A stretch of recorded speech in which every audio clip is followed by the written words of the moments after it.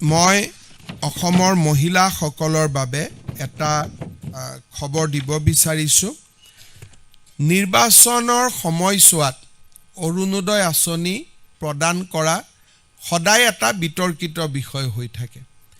সেইকাৰণে কেতিয়াবা বিৰোধী পক্ষেও আপত্তি কৰে যে ইলেকশ্যন চলি থাকোঁতে কিয় অৰুণোদয় দিলে। আমি যাতে বিতৰ্কৰ ঊৰ্ধ্বত থাকিব পাৰোঁ, ফেব্ৰুৱাৰী মাহৰ 20 তাৰিখে অসমৰ প্ৰতিগৰাকী অৰুণোদয় হিতাধিকাৰীক বিহুৰ উপহাৰ হিচাপে আমি আগতীয়াকৈ 8,000 টকা দিম।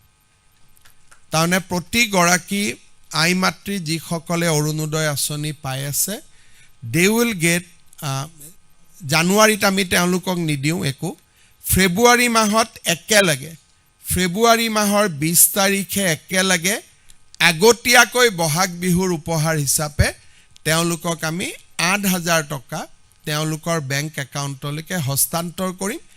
তেতিয়া আৰু বিহুলৈকে তেওঁলোকে সুন্দৰভাৱে তেওঁলোকৰ বিহু পালন কৰিব পাৰিব।